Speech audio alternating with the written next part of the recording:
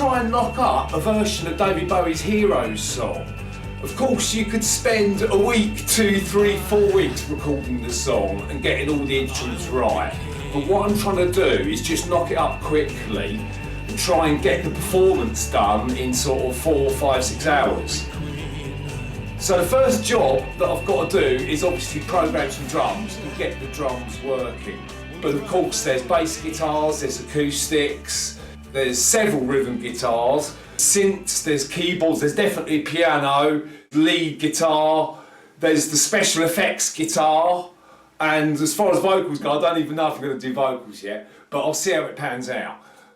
And what I'm doing is filming it as I go along so I can demonstrate the process involved in building up a multi-track song. So watch and learn and enjoy what's going on, because there's a lot to take in, lots of good information about making things work together. The first job then is to get the drums done. Now when it comes to tempo, the song was originally done at 113 BPM, but I've sped it up to 120 BPM, and what I'm going to do is put some quite modern sounding kicks and snares on there, and then I'm also probably going to use a drum loop in the verse and the chorus as well, just to groove it up a bit. The very first job after I've made a drum pattern is to choose a kick and snare sound. So let's go and have a look at the drums. I got some drums in the keyboard. Quite a modern sounding, you know, just a basic beat.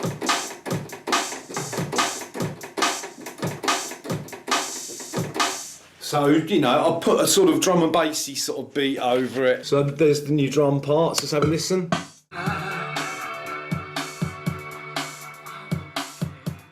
And there's also a change here as well. So I've picked out a couple of really nice drum loops. I'm not actually going to use the kicks and snares, I'm just using the hat sort of part of it, and I'm chopping out the kicks and snares because I've got other kicks and snares, and when you've got two going off at once it can really muddy the mix, so you really only want one good one. So that's the drum loops in. So there's a little verse loop. And that's the chorus drum loop.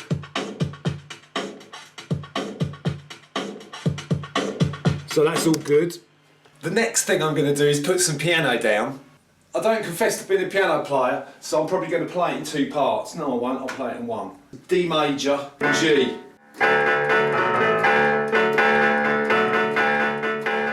So let's get that down. So I've just knocked up a quick piano part, as you can hear. Sounds alright. You know, it's good enough. I mean, the parts are quite basic themselves, but it's how they all interact together when you've got them all in that's the trick. I think the next job to put down is some acoustic. Let's start getting some guitars down. So I'm going to set a mic up now to record the acoustic guitar.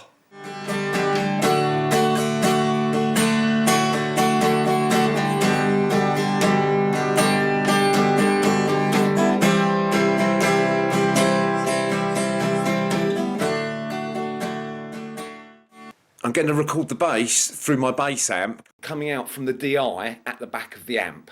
Straight to tape, or should I say straight into the computer.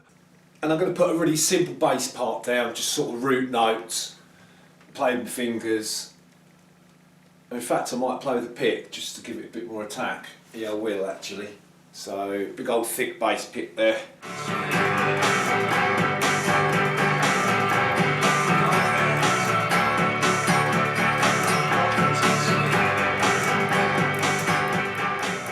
Well, that's pretty good, that's the bass sorted, I reckon. So I did a couple of variations, I did some low notes, some high notes, and I just go through and edit out the best bits. Easy as that. So that's the drums, loops, and the acoustic.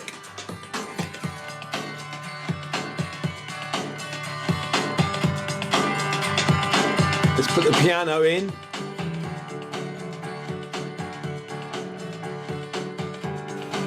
Bass line.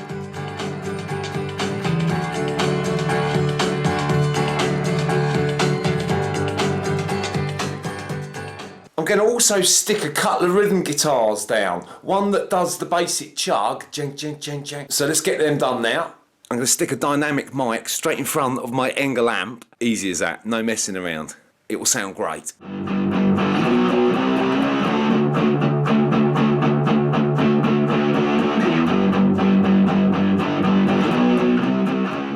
can hear just the drums and the bass and the chugging guitar.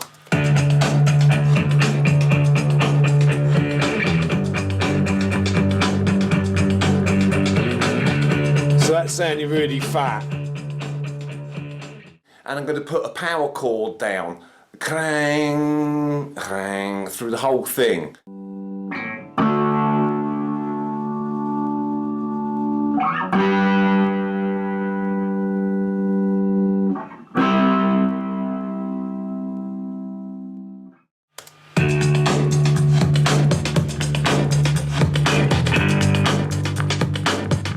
And that obviously fits in nicely with the heavy chug guitar. So I'll stick them both in now. 1, 2, 3, 4.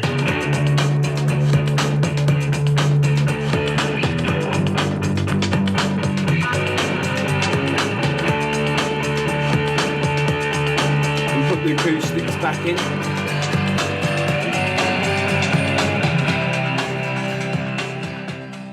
And there's some awesome guitar licks as well coming out of the chorus, just some string bends. So let's do them now.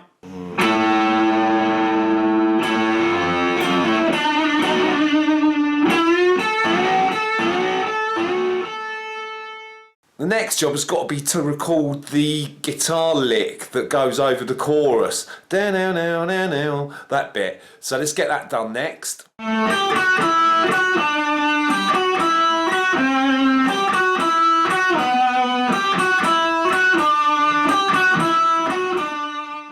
And then on the chorus here, you've got the picking riff, which is here.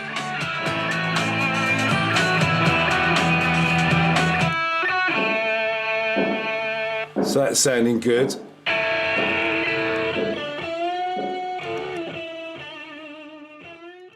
So another guitar part to put in, which just doubles the bass line on the piano.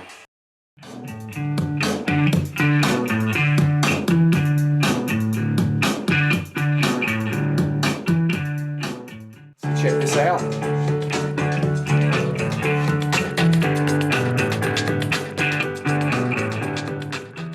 I was going to use the lap steel to do the special effects guitar, but when I tried it, it was feeding back so badly because I had to have it so loud so that it fed back and helped the notes sustain. And when I tried with the lappy, it was too much. But to be honest, I think I was just sat too close to the amp. I should have sat well away from it and it would have worked. But hey, hindsight is a wonderful thing. And as far as the Frippertronics electric guitar goes, of course I haven't got a reel-to-reel machine that I can make a tape flute with and make that sort of a noise. So what I'm going to do is get a screwdriver. As you can see, I've got a couple of screwdrivers, short or long. I've actually cleaned them with wire wool so they give a smooth sound. And what you do, you bow the string. It's called glissando guitar, or gliss for short. People like Steve Hillage used it when he's playing in the orb to make weird effects in the background.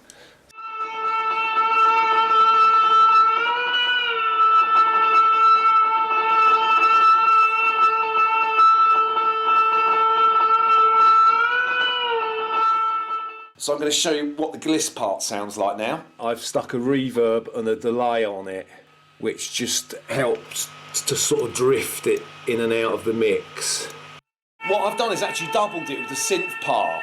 So I've got the guitar right and I've got this synthy sound, similar sound but panned left. It just adds more width.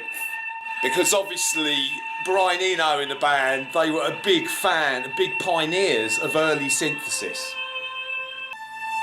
So there's the double part on the synth.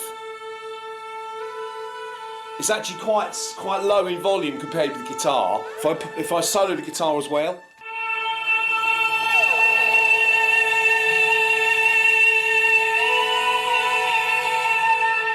Sounding good.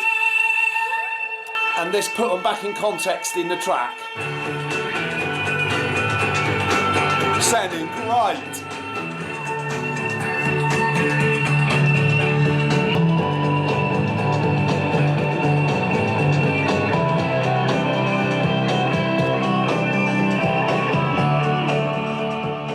I'll tell you what, I'm so pleased, it's sounding really good. I think I'm going to be cracking some vocals, you know.